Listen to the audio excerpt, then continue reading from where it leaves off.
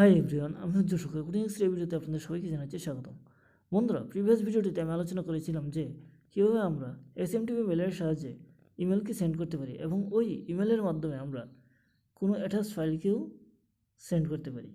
আজকের এই ভিডিওতে আমি দেখব যে কীভাবে আমরা এসএমটিপি মেলের মাধ্যমে ইমেল সেন্ড করার সময় কোনো একটি ইমেজকে ইমেলের বডির পার্ট হিসাবে সেন্ড করতে পারি।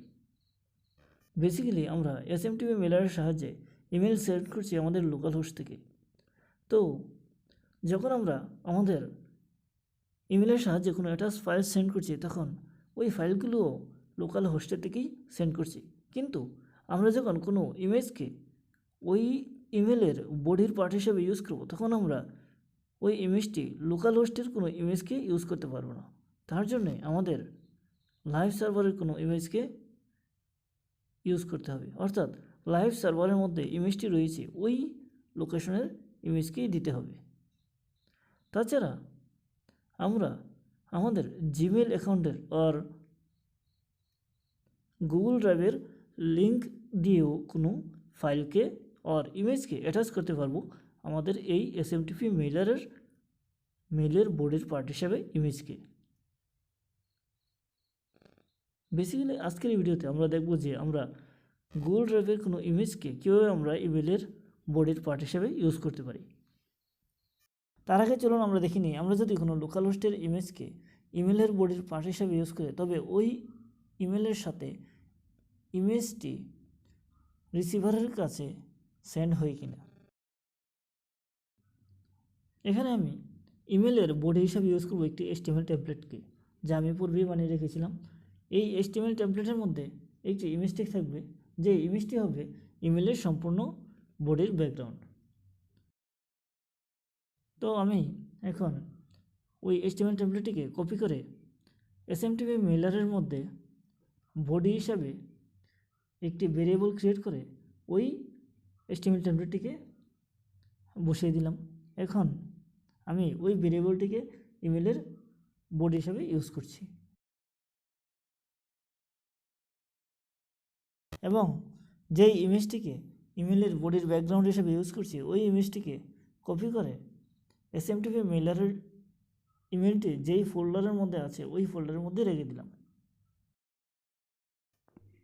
যেহেতু আমি পূর্বের ভিডিওগুলোতে ইমেলের সেন্ডার এবং রিসিভারের আইডি এবং ইমেলের অ্যাটাচমেন্ট ফাইলগুলো সম্বন্ধে আলোচনা করেছিলাম, তাই আমি নতুন করে এই ভিডিওতে আর ইমেলের সেন্ডার এবং রিসিভারের আইডি এবং ইমেলের অ্যাটাচমেন্ট ফাইলগুলো সম্বন্ধে আর আলোচনা করছি না। আপনাদের যদি এই বিষয়ে কোনো কনফিউশন থাকে তাহলে আপনারা আমার পূর্বের ভিডিওগুলো অনুসরণ করতে পারেন, যার লিঙ্ক আমি নিচে ডিসক্রিপশনে দিয়ে দেব। তো এখন আমি PHP মেলার নামক ফোল্ডার থেকে আমি আমার এসএমটিপি মেলারের কোডটি রান করে নিব। তো আমরা এসএমটিপি মেলারের কোডটি রান করাবার আগে অবশ্যই আমাদের জেম সার্ভারটিকে অন রাখতে হবে, যেহেতু আমাদের কোডটি PHP-তে লেখা। তো আমি প্রথমেই আমার জেম সার্ভারটিকে অন করে রেখেছিলাম। তো এখন যদি আমি আমাদের কোডটিকে রান করাই তাহলে দেখতে পারবো যে আমাদের কোডটি রান হয়ে গেছে এবং সাকসেস মেসেজ শো করছে। তো এখন অ্যাকচুয়ালি আমাদের ইমেলটি সেন্ড হয়েছে কিনা তা দেখার জন্য যদি আমি আমার রিসিভার যে ইমেল অ্যাড্রেসটি দিয়েছিলাম ওই ইমেল অ্যাড্রেসটি ওপেন করি তাহলে দেখতে পারবো যে কোডিংএক্স থেকে একটি ইমেল এসেছে। এখন আমি এই ইমেলটি ওপেন করলে দেখতে পারবো যে ইমেলের বডির মধ্যে যে ইমেজটি দিয়েছিলাম সেই ইমেজটি শো হচ্ছে না। যেহেতু আমি লোকাল সার্ভার থেকে ইমেলের অ্যাড্রেসটি দিয়েছিলাম তাই সেটি এখানে শো হচ্ছে না, কিন্তু আমরা যেই অ্যাটাচমেন্ট ফাইলগুলো দিয়েছিলাম এবং বডির মধ্যে যে টেক্সটটি দিয়েছিলাম সেটি শো হচ্ছে। তো আমরা যদি কোনো ইমেলের বডির পার্ট হিসেবে কোনো ইমেজকে নিতে চাই তবে ওই ইমেজটির লোকেশন হতে হবে কোনো লাইভ সার্ভারের। যেমন আমরা এখানে গুগল ড্রাইভের কোনো ইমেজকে এখন দেখব কীভাবে আমরা ইমেলের বডির পার্ট হিসেবে ইউজ করতে পারি। তার জন্য প্রথমে আমাদের কোনো একটি জিমেল অ্যাকাউন্ট থেকে গুগল ড্রাইভকে ওপেন করে নিতে হবে এবং ওই গুগল ড্রাইভে এসে একটি ইমেজকে, যেই ইমেজটি আমরা ইমেলের মধ্যে অ্যাড করতে চাই ওই ইমেজটিকে আপলোড করতে হবে। যেমন আমি এখানে আপলোড করে দিলাম pics.jpg ইমেজকে। এখন এই ইমেজটিকে অন্য কোনো জায়গা থেকে অ্যাক্সেস করার জন্য এই ইমেজটির লিঙ্কটিকে আমাদের কপি করতে হবে। তার জন্য প্রথমে আমি ইমেজটির মধ্যে ক্লিক করব, তাহলে দেখতে পারবো যে একটি পপআপ বক্স উঠে এসেছে এবং এই পপআপ বক্সের মধ্যে এসে আমরা ইমেজের লোকেশনটি কপি করব। এই লোকেশনটি কপি করার আগে আমাদের ইমেজের জেনারেল অ্যাক্সেসের অপশনটিকে চেঞ্জ করতে হবে। এই অপশনটি হবে এনিওয়ান উইথ দ্য লিঙ্ক। বন্ধুরা, তা না হলে আমরা এই ইমেজটিকে অন্য কোনো জায়গা থেকে অ্যাক্সেস করতে পারবো না। তো প্রথমে আমরা এই ইমেজের লিঙ্কটিকে কপি করে নিলাম এবং এখন আমরা HTML টেমপ্লেটের মধ্যে এসে ইমেজ ট্যাগের ভিতরে সোর্স নামে অ্যাট্রিবিউটটির ভিতর এই লিঙ্কটিকে পেস্ট করে দিলাম। এখন আমাদের এই লিঙ্কটির মধ্যে কিছু চেঞ্জেস করতে হবে, তা না হলে আমরা ইমেজ ট্যাগের মাধ্যমে ওই ইমেজটিকে অ্যাক্সেস করতে পারবো না। আপনারা ভালো করে লক্ষ্য করলে দেখতে পারবেন যে এই ইউআরএলটির মধ্যে ফাইল নামে একটি ওয়ার্ড আছে, তারপর /d আছে।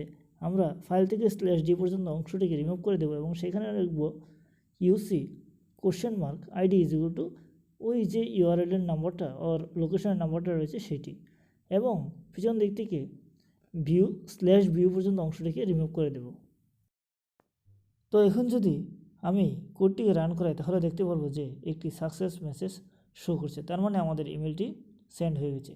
তাহলে এখন দেখা যায় যে অ্যাকচুয়ালি আমাদের মেসেজটি সেন্ড হয়েছে কিনা। তার জন্য আমি আমাদের যে সেন্ডারের মধ্যে যে ইমেলটি দিয়েছি সেই ইমেলটি ওপেন করে নিলাম। তাহলে দেখতে পারবো যে একটি ইমেল চলে এসেছে।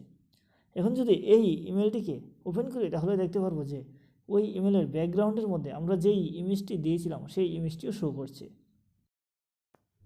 তো বন্ধুরা, আমি আশা করি যে এই ভিডিওটির মাধ্যমে আমি আপনাদের নতুন কিছু ইনফরমেশন দিতে পেরেছি। তো বেসিক্যালি এই ধরনের HTML টেমপ্লেটের মাধ্যমে ইমেল ক্রিয়েট করা হয় যখন কেউ ইমেল মার্কেটিং করতে চায়। তো আজকের এই ভিডিওতে এতটুকুই। ধন্যবাদ সবাইকে।